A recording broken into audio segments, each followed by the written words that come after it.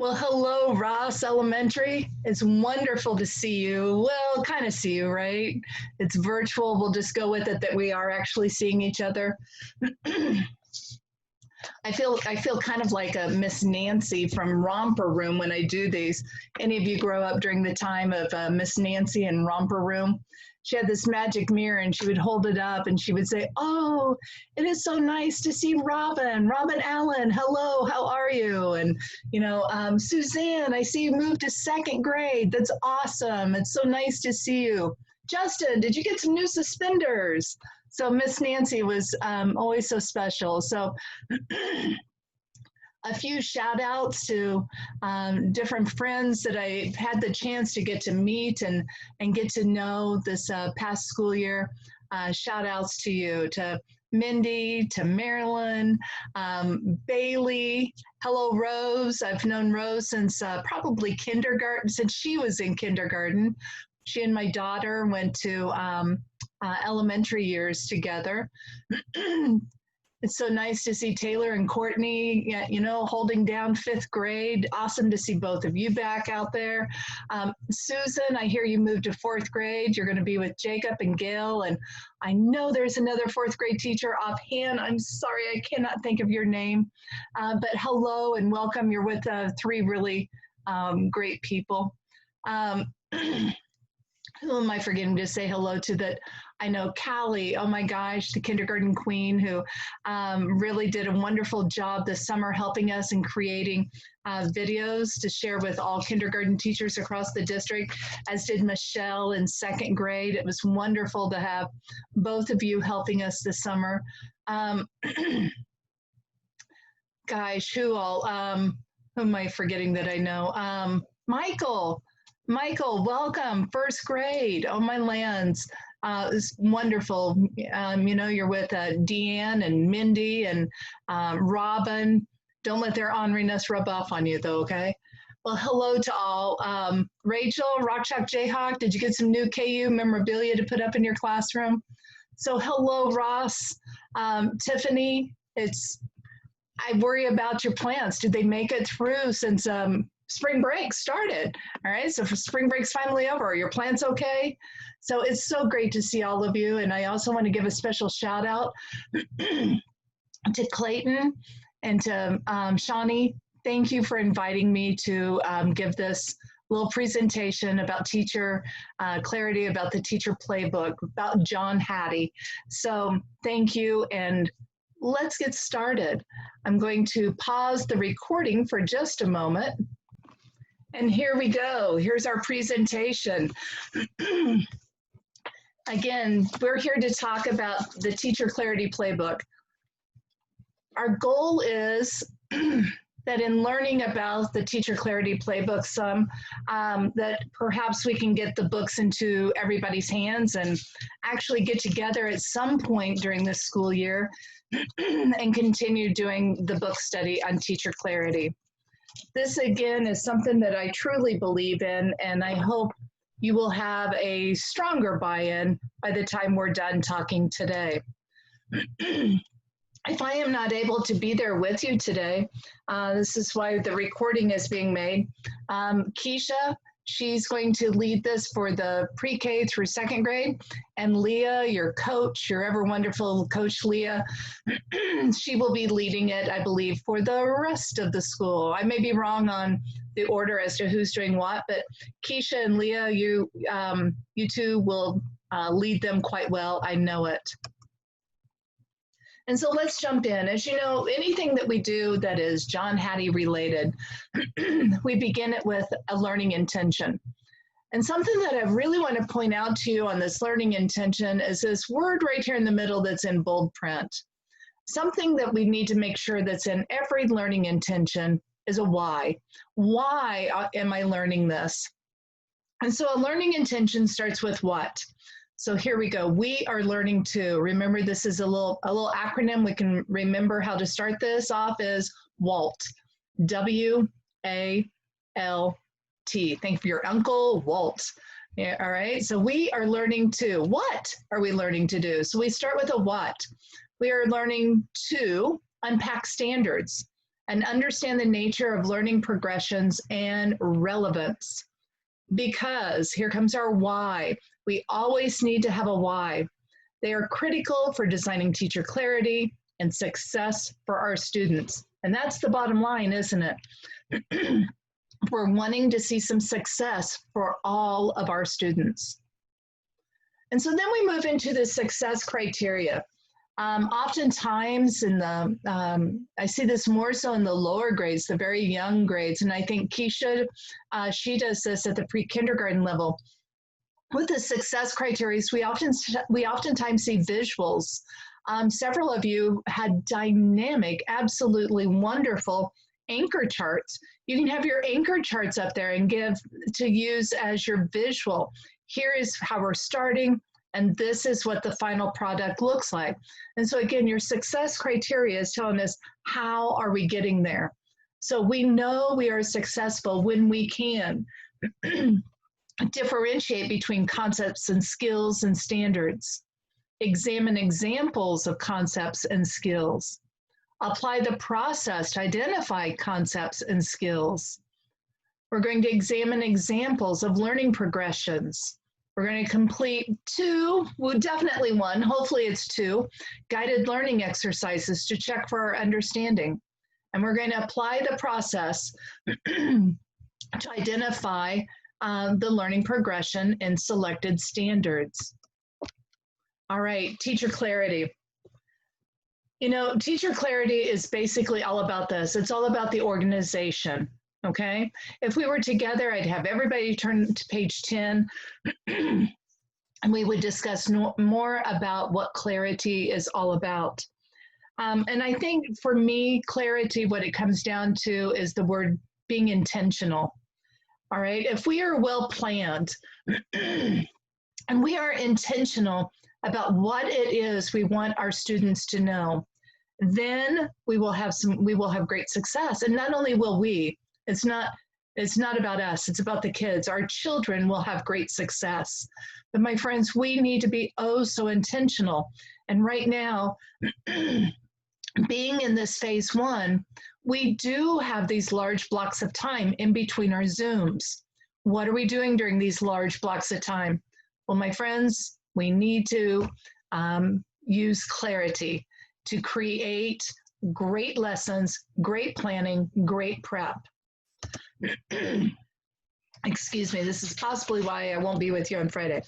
Okay, so let's talk about what is teacher clarity. Anything that is above this 0.4 on this protractor, right? On this pendulum, anything that is 0.4 or higher, John Hattie says we can have up to a year's worth of growth. The big thing here is, take a look, we're almost to 0.08, excuse me, not 0.08, 0.8, so 0.8. We almost have 2 years of growth right here if we're using teacher clarity. So teacher clarity, it's back to those learning intentions, the success criteria, using those anchor charts, using a YouTube video even. This is what helps us to show the kids greater clarity as to what do we mean when we want you to do this, when we want you to do that. Here is an example of the final product. If we're wanting kids to add together 2 fractions with unlike denominators, we need to have an example up on an anchor chart so they can see, kiddos, when we are done with this particular maybe 3 or 4 lessons, you will be able to do this right here. You know, take 1/3 plus 2/4 to get to the final answer. You can do this too. It is a very powerful part of learning intentions and success criteria, is having that clarity. And so this is a very important part right here. It's all about you. Right here, this is about you. Again, 0.4 tells me we're going to have 1 year of growth. Holy cow, we are nearly off the chart with teacher efficacy. Teacher efficacy is, again, this is all about you. This is nearly, my friends, 4 years of growth right here. Nearly 4 years of growth. If you believe it, and you can pass that belief on to your kids, then you've got them in your hands. They're putty in your hands. You can teach them anything. Okay, and I truly believe this. You can sell to them why it is so important to know how to add two fractions. You can sell this to them. I know you can. So it's all about you having the belief that what you are doing and the way that it's being set up, it's the right way. It's the most important way. It's an exciting way so your students can have success and grow. It's all about attitudes. When we talk about our kids having attitudes, sometimes we need to look in the mirror because, yeah, we're guilty of having those attitudes.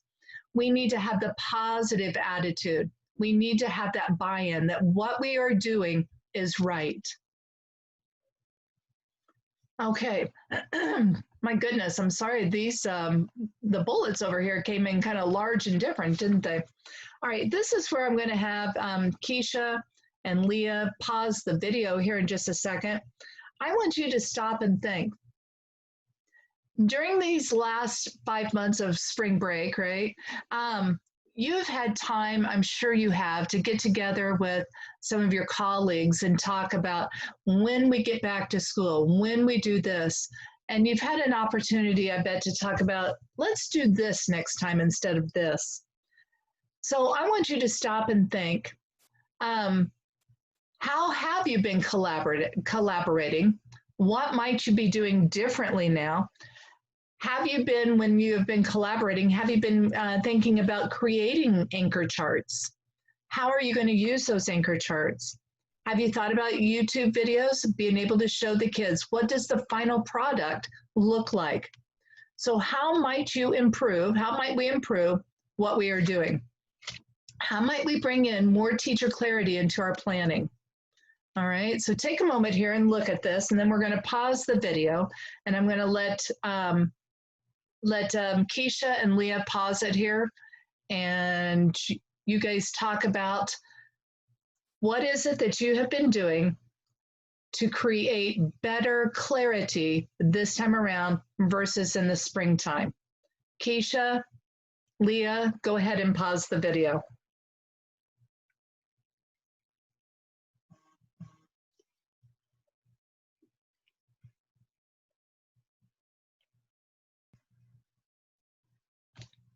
Okay, so they've had an opportunity to pause the video there. And I hope you had an opportunity to seriously chat about this. I always think about a particular example. At the beginning of each school year, one of my favorite things to do with my students is teach them how to make paper airplanes. I grew up with all brothers, all right? So paper airplanes were life growing up. But what I would do is I would show the kids, or I would tell the kids that today is Monday, okay? On Friday, we're going to go down to the gym. And our goal is to be able to throw a paper airplane from one end of the gym to the opposite end of the gym, going the full length.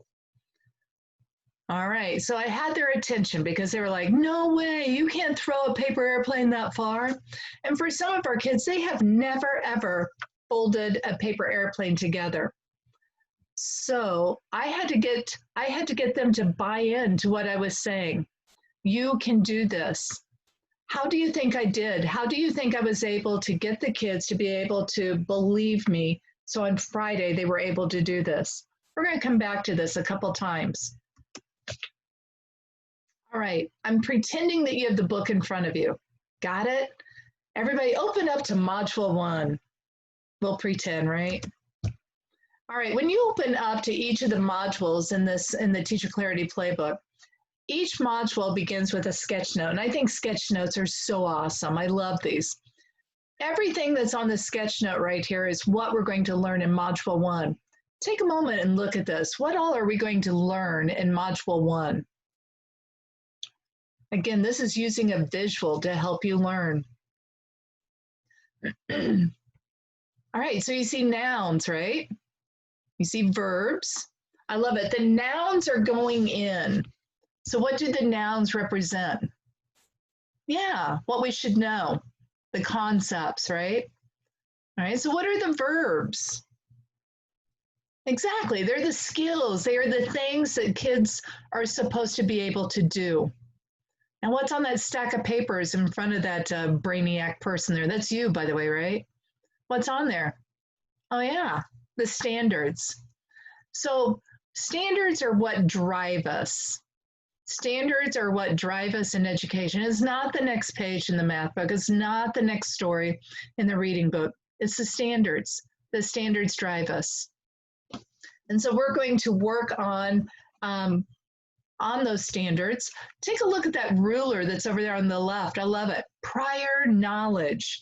We're going to get into, in order to be able to do this, you had to know how to do this over here first. So that prior knowledge. All right, let's get going.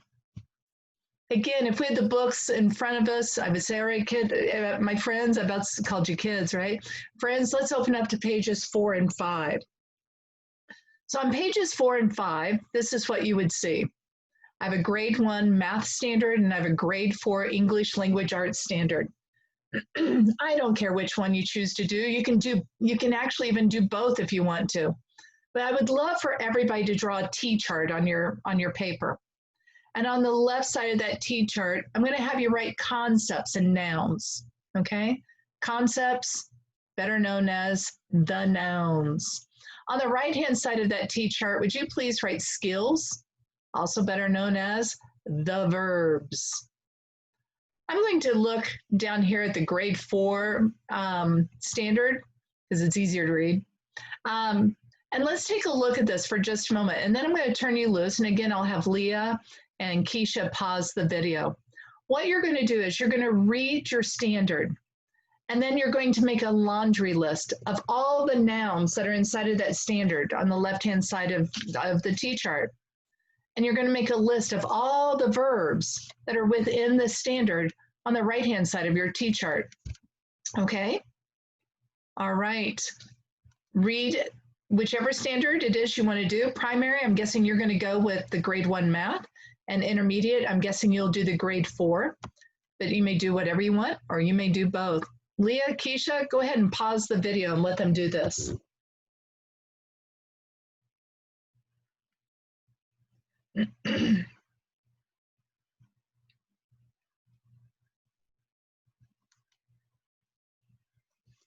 Okay, so you've had a moment to do this. And hopefully you've created something that looks like this. This is the grade 1. There's the grade 4. Okay, so let's go back to the grade 1 for just a second. In reading the grade 1 math standard, hopefully you found these nouns and in this order. You found word problems, addition, whole numbers, sum, objects, drawings, equations, symbol, unknown number, and problem. As for the verbs, the skills, we have solve, use, represent. Okay, we'll come back to you in just a second. Let's go to grade 4 now. Grade 4, yours was nice and short and sweet, right? Okay, so the concepts are your nouns. You had main idea, key details, text. Might have been short, but those are difficult to teach, aren't they? The skills and verbs, you're going to determine, you're going to explain, and you're going to be able to summarize. Now let's take a look at these again. I'm going to bounce back over here. This is a longer laundry list, so it might be easier to look at. What are you noticing as you wrote these down? What did you notice? What did you notice as far as, perhaps let's look at the verbs or just look at the nouns. What did you notice happened to the words as you went further and further into the standard? Did you notice the DOK level became more complex? Did you notice that? We started off up here. How about, let's come on down here. We've moved all the way to symbols. We started by drawing out the math problem. Did you notice that? We drew it first, and then we came up with an equation. And then we had to use symbols, you know, the addition sign, the equal sign. When we were drawing, we didn't have to do that. Perhaps the math problem was about soccer balls and footballs. And so we drew pictures of soccer balls, right? Because here's the objects. We drew pictures of soccer balls and footballs. But then we had to come up with an equation. Well, I have 4 soccer balls and I have 3 footballs. So that could be my equation. Now we have to use symbols. Well, instead of having 3 soccer balls there, I could write the number 3. I could make the plus sign. What did I say? Footballs, what did you have? 3 footballs, I think. You can write the actual number 3. And now we need to have the unknown. How many balls do you have in all? And so we're going to have to come up with the equal sign to answer our problem. So what did you do? The DOK level increased. We started with a DOK level of 1. All right, kids, we have soccer balls and we have footballs. Can you help me draw a picture of how many soccer balls, how many footballs? Let's turn this into an equation. Let's use some symbols. Oh my gosh, what's the unknown? The unknown is I don't know how many balls I have altogether. We could create a math problem here with this, right? And so we're using symbols, and we use numbers to represent the objects. And so our DOK level increased as we went along. The same thing holds true at the 4th grade level, with determining, with explaining, and with summarizing. And so as we progress through a standard, the standard goes from a DOK level, a lower level, to a middle level, to a high level. Never will an assignment ask you to teach the standard that one and only day. It generally takes us 3 to 4 to sometimes not just days and weeks, but sometimes months to get a standard taught to a student. When you are teaching a standard, you need to know where are you in the standard. In today's assignment, we're going to work on this, okay? Come on over to the standard. Highlight, what part are you working on?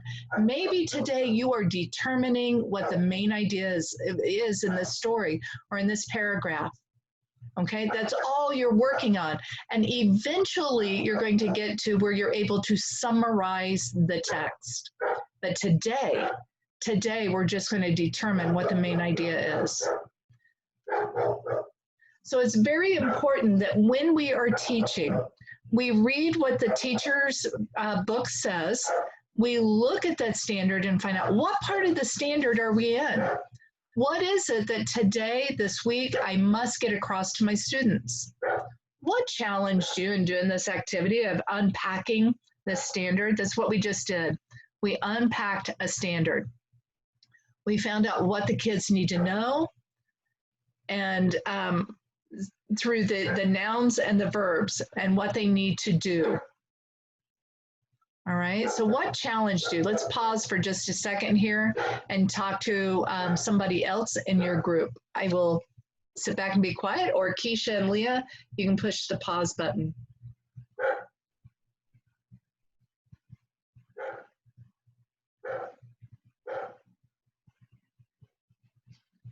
All right, did you have a chance to kind of look at it there?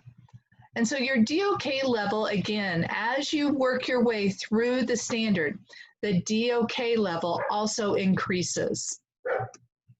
So let's look at our success criteria again. We're about to finish our first module. This little graph over here on the right, you can just kind of make a little mark on a piece of paper for yourself.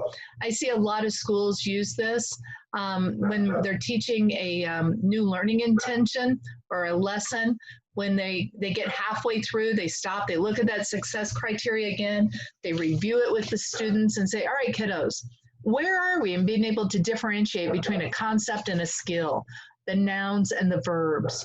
You got it? Mostly got it? I sort of get it. I don't get it at all. So you could write down a number, a 4, 3, 2, 1. Where do you rank yourself in being able to, again, find the nouns and the verbs in a standard? And so we examined a couple examples in 2 different grade levels, and then we applied the process we identified the concepts and skills. So now let's move on to module number 2. In module number 2, we're going to talk about progression. And here's our success criteria for this one. We're going to understand the nature of learning progressions, their role in planning with clarity in mind. Again, we need to know, what do the kids already know before we teach them this? We're going to examine examples of learning progressions. We're going to complete a guided learning exercise. And then we're going to apply the process to identify learning progressions in the selected standard. All right, so another sketch note. I just love these. Take a note. What do you see? I think my favorite part in looking at this is coming down here to the very bottom where it says plan backwards. Let's go back to my paper airplane activity. So on Friday, I want the kids to be able to fly a paper airplane the full length of the gym. Now think about that, how long that gym is, how high the ceiling is, and a paper airplane, piece of notebook paper, it's just notebook paper, is going to fly the length of the gym. So I need to plan backwards. So obviously I know there's such a paper airplane out there that can do this, right? And so I have a video of it. I've made the paper airplane. I know it exists. I know because I can do it. If I can do it, any child can do it. And so we need to create this path of how are we going to get to it. And so we're going to start with the very first stepping stone, right? This could be Monday. Maybe again, my class, I have kids who have never ever heard of a paper airplane. They've never folded a piece of paper into creating a paper airplane. And so we're going to start by watching a video of the simplest, easiest paper airplane. And just to get the kids to follow directions, you know how difficult it is for them to fold the paper hot dog style or hamburger style, vertically or horizontally, whichever way you're wanting them to go. And so the first step is, let's just learn how to fold a simple paper airplane. And then on Tuesday, let's throw in something fancy, maybe with the wings. And then maybe Wednesday, oh, sorry about that. And then maybe on Wednesday, they are now watching a video that shows them how to do something fancy to the nose of the airplane. All right.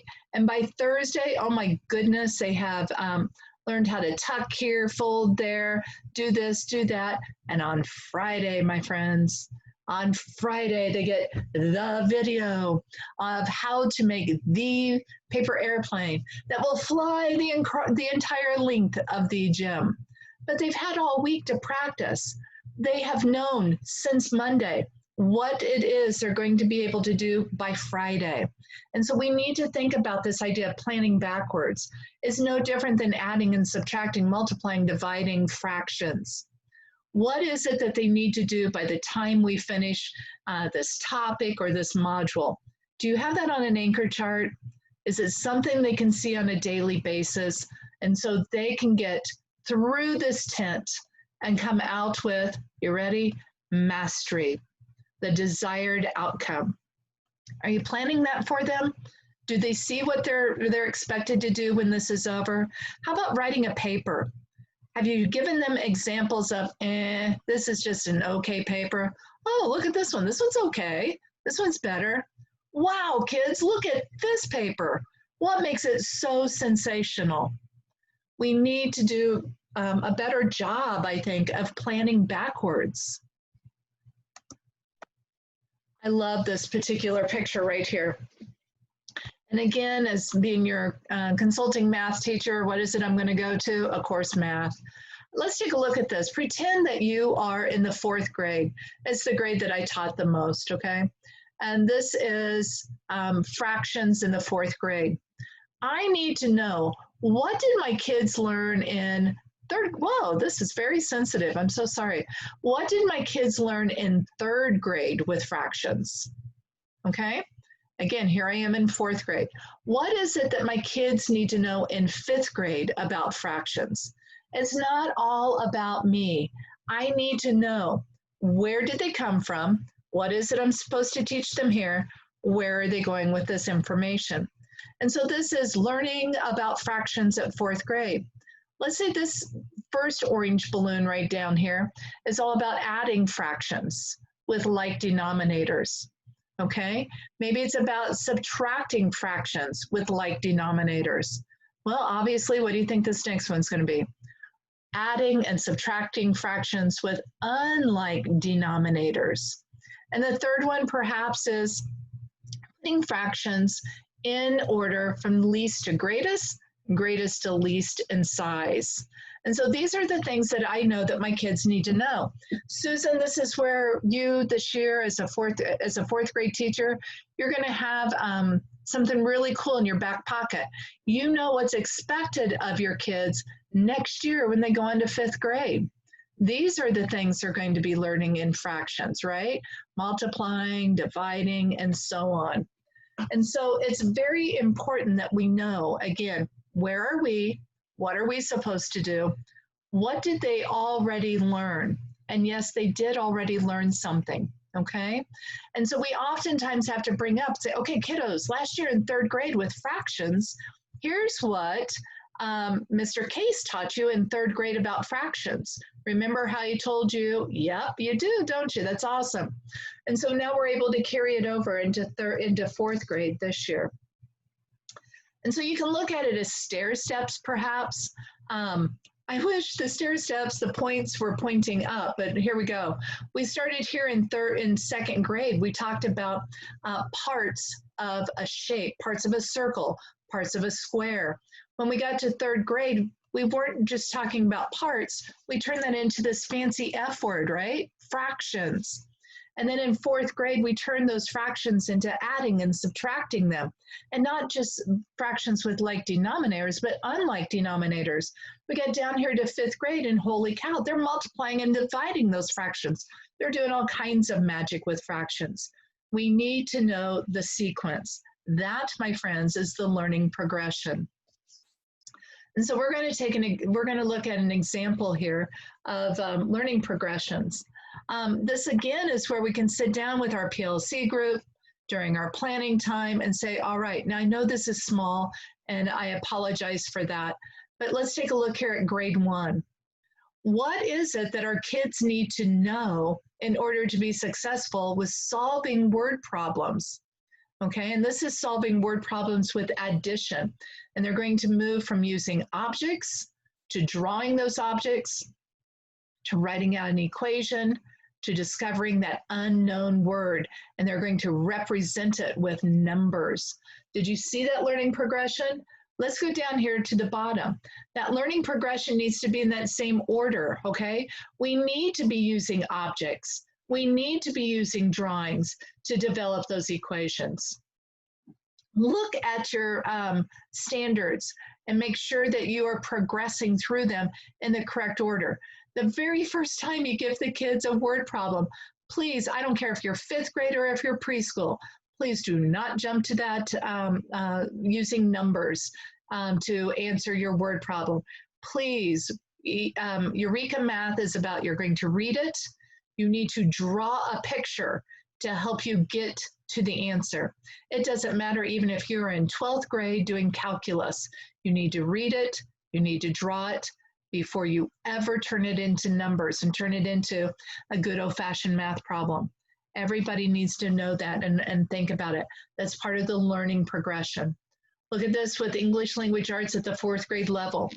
You are going to determine the main idea of a text, explain how it is supported by key details to summarize the text. So you have 3 things that you have to do in the standard. And if you look at the progression, it is written in that very order, okay? So the bottom line is when we get to the end, we will be able to identify 3 details in an informational text. How are you going to get there, right? You're going to first start by determining the main idea. You're next going to be able to find ways to support explain how to support the key details before you ever get to summarize the text. Please look at the order of anything and everything you're teaching. Don't jump to the final product before you look at each of the beginnings of each of the steps. Okay, if there is time in this presentation, because I think this is a total of like 45, 50 minutes long, If there is time, Keisha, Leah, go ahead and pause the video and have your friends there pull up a standard that they're going to be teaching next week when the babes come in, and look at the progression.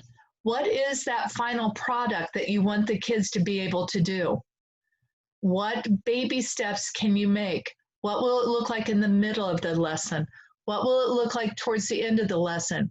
They get inside the tent and they come out of that tent with the desired outcome, with mastery. What are the steps? Plan it backwards. This is Friday. Go backwards. Thursday, Wednesday, Tuesday, Monday. All right. So if there's time, pause the video and bring up a standard that you're going to teach next week.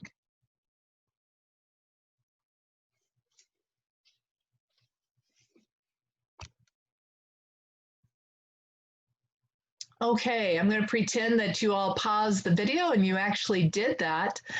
This is something you need to do with every single standard that you teach, not just today because Diane is leading this session on relevance and on progression, but we need to stop and think about this with each and every standard, not what's on the next page in the math book, but what is the next step in the standard, and how is this math lesson going to help me teach my kids mastery of this particular standard, okay? And so let's wrap it up. If we were all together, I'd ask you to please turn to page 10 and read it. But since we are not, please allow me to read to you. Learning progressions articulate a pathway, I think of those stepping stones, to proficiency. The learning progressions are like tent poles of a unit of study in that they delineate the major supports for the standard. To use another metaphor, they are the stones that mark a path.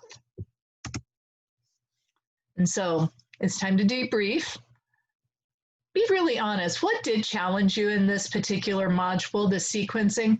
Because what Clayton asked me to do was to teach you module 1, module 2, and we jumped to, oh, I'm sorry, we're still in module 2. I was already thinking about the end. So what challenged you in this module besides me blubbering up right there? Are you doing all right? Are you understanding this? Again, the most important thing that if you leave this little workshop with only learning one thing, my hope is that you leave learning you're teaching standards, not the next page. So let's look at the success criteria. Again, on a piece of paper, write it down. How do you feel like you're doing? I hope most of you are at, I sort of get it, or I mostly get it. And I hope some of you who had an opportunity to do the learning intentions and success criteria last year, I hope you're working towards that forward, that I got it, I understand this. All right, so we know we're successful when we can examine examples of learning progression, when we can complete a guided learning exercise, and when we can apply the process to identify the learning progression in a selected standard. So now what? In what ways will you use these concepts, the skills, the learning progressions to create learning intentions and success criteria? Hopefully this will help you write those learning intentions a little bit easier. Please don't copy them off of the curriculum design map. Those were written for you, the teacher. Those were not written for the little kids that sit in your classroom, all right? The kids who sit on your Zoom panel. Those were created for you.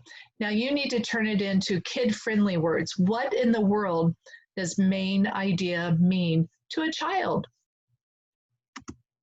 So now we're going to jump to module 6, and this is what I started to talk about a moment ago. All right, so Clayton asked me to share with you module 1 and module 2, and then asked, would you please jump to module 6? Absolutely. Those of us who have been trained in this book and are certified to teach it, you wouldn't believe, but anyway, module 6, we believe should have been maybe module 2 or 3, because relevance is all about making sure that we point out why it is that we are learning this. This is the because and the learning intention, right? So We will be successful when we understand ways of communicating relevance, and it's important in teacher clarity. When we can examine examples of relevance, talking points, and at least one grade level. Complete a guided learning exercise to check for understanding, and then of course apply the process. So let's take a look at it. Again, here's another sketch note. I love these sketch notes. Take a look at what we're going to do today. So this is all about, yes, my dog is barking in the background. What is it that we're learning? Okay, what am I learning today? How am I going to know that I can do this? So the what is in your learning intention. The how is in your success criteria. So when I look at this how, I always think of, I love Pioneer Woman and watching her on Saturday mornings on the Food Network. If you've ever gone then to the internet and looked up one of her recipes, she gives you step-by-step pictures of when you add the butter, this is what it looks like. When you add the scallions, this is what it looks like. So step by step by step. And then the end product, of course, she has a picture of this is what it's going to look like when you are done. Well, we need to be doing the exact same things with learning. So what am I learning? What are the steps of getting there? But here's the big deal right here. Why am I learning this? And please do not use this as an example of why. Kiddos, you need to know this so when you take the state exam, you will be successful. No, that's not why. It's not for 1 hour in April of taking a test. What we're learning today in September is not all about those 2 problems that will be on the test in April. Do not also don't use this one. Why are you learning this? So when you drive a car someday, you can do blah, blah, blah. The kids are 8 years old. It's going to be 8 years from now, half of a lifetime for them before they're going to drive a car. They can't tell you what they watched on TV last night, but yet we're expecting them to remember what we're learning today is going to be important to them 8 years from now when they drive the car? No, that's not why. We need to teach them the why has something to do with today in their little lives. And so let's get into this. If we were together, I'd have you all turn to page 56, and we would talk about relevance talking points. But instead, you're going to have to squint your eyes and look up here. I'll give you a second there for your eyes to adjust. We're looking at grade 1 math. Okay, and so here are those concepts and the skills that we've been talking about since module 1 when I first started rambling. And the kids are learning about solving word problems, right? And so here is our learning progression. We can turn it into one sentence. We want to develop an equation to represent the information in the word problem. All right, and who is that for? Well, it's probably more for us than that is for kids. If we're wanting that to be for the kids, we would probably turn that into something much more 5-6-year-old appropriate. Whoops. So here are the learning intentions. I have 3 of them. Here's learning intention number 1. Here's learning intention number 2 on the second page, and the third one. Now the next column is the success criteria. So if I am learning how to write number sentences based on models and pictures. I am also learning how to choose from the sentence frames provided to create my sentence. Okay, what's our success criteria? I can use words to describe the model and pictures I made. I can write a number sentence with the same meaning as the words. Oh, I like that one a lot. Now these are the why, the relevance, okay? We want to be able to set these problems up as numbers and equations so math helps us solve them, okay? We want to figure out how to solve these interesting problems and understand why our answer makes sense. I'm going to jump all the way over here to number 3, okay? And with this relevance, it is important to be able to tell when something is not correct. How cool is that? We need to know. It's just like when we're cooking. If we're like, I don't think this is right. I don't think I should have done this. We know when something is wrong. We need to help our kids know when they've taken a wrong turn. okay? We need to help them know. So when we learn how to find mistakes, and we need to teach the kids it is okay to make mistakes, because when we make mistakes, by golly, that's when we're learning. That's when we realize, I mean, if we don't realize we're making a mistake, then we don't realize we're wrong. And so how to find mistakes in a math work. We get better at fixing our own mistakes and helping others fix theirs.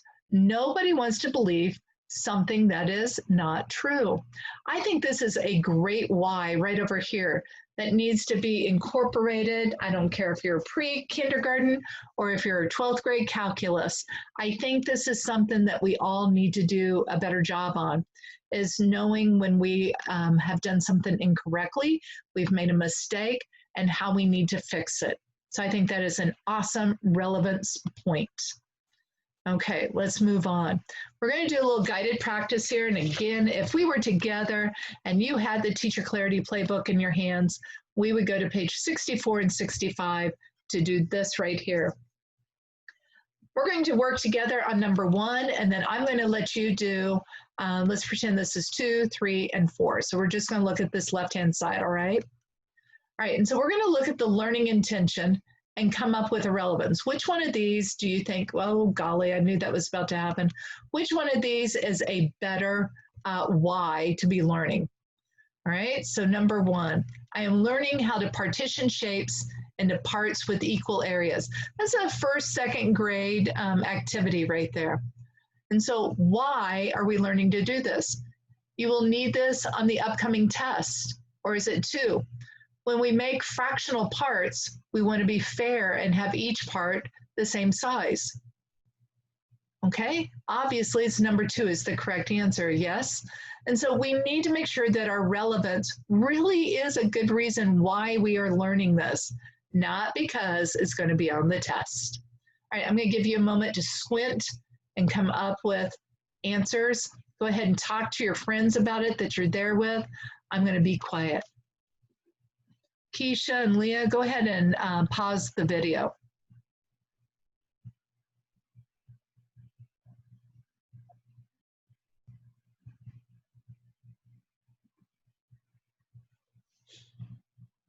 Okay, I'm going to pretend that Keisha and Leah paused the video. You've all had an opportunity to read over these and choose the better why. Now let's venture on over here to the right. So sitting in the room is somebody from pre-kindergarten. So pre-kindergarten, jump in here with the kindergarten, okay? Grade 1, grade 2, 3, 4, and 5. We're representing language arts, science, earth science, and social studies. Find your grade level on here, and our support staff friends, find a grade level that perhaps you're going to be helping with micro classroom time or such. Okay, so find one that represents you. I'm going to, again, ask Keisha and Leah to pause the video. You all read the learning intention that comes with the content, and then the learning intention that comes with the language learning intention, okay? So I am learning too. And come up with a relevance. Come up with a why. Come up with one on your own. Okay, go ahead and pause the video.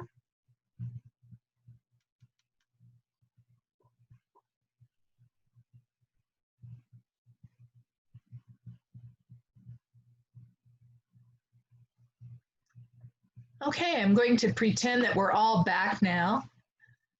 How did that work for you guys? What did you find that was difficult to do? All right. And so we need to move away from, you need to know this because when you're 15, you're going to da-da-da-da, right? We need to move away from that. Why is it important today that I am learning this? And so again, with relevance, what kind of challenged you on this? You know, if you are wanting to talk about something about driving, how can you relate it to perhaps driving their bicycle, helping their little brother or sister drive their tricycle, or maybe my daughter, when she was younger, loved Mario Karts, right? And so maybe it could be related to Mario Karts. What makes learning relevant for our students? So we need to find out what hits them, what's important to them. You know, when I first started teaching, if I didn't watch the Cosby Show on Thursday nights at 7 o'clock, my gosh, my kids, they would come to school on Friday, and that's what they would all be talking about in the beginning. And if I couldn't chime in, you know, I didn't feel like I was part of it. But when I was able to chime in and talk about it as well, then I was cool. I was one of them, and we had something in common. And then we were able to turn word problems into something to do with what happened on last week or last night's Cosby Show episode, right? So what do we know about our students that we could use to make connections in our learning? How can we develop internal motivation in our students? So we need to think about that. So let's wrap it up. And so what we're learning here is the importance of telling our kids, what am I learning today? Well, today, kiddos, you're going to learn blah, blah, blah. And so that what, that's the learning intention. Why am I learning this? And that learning intention, that's where we need to have a because. You're learning this because. How will I know that I got there? Well, that's your success criteria. Perhaps you want to put it on a ladder. You know, on the first rung, we can do this. And the second rung, third rung, as we move up the ladder. Maybe you want to make it as a map to be able to travel from your desk all the way to wherever you want to go, okay? But how will I know that I got there? And again, this is where Keisha uses visuals down in pre-kindergarten. Third, fourth, fifth grade, I saw some really, second grade, oh my gosh, in Michelle's room, I saw some wonderful anchor charts last year. How can you use those anchor charts better with the success criteria, okay?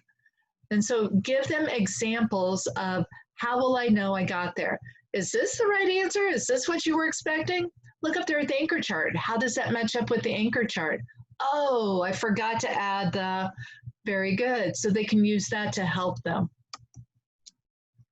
And so let's go ahead and score ourselves and see where we are with relevance. Again, I kind of like this little, this 1, 2, 3, 4 idea.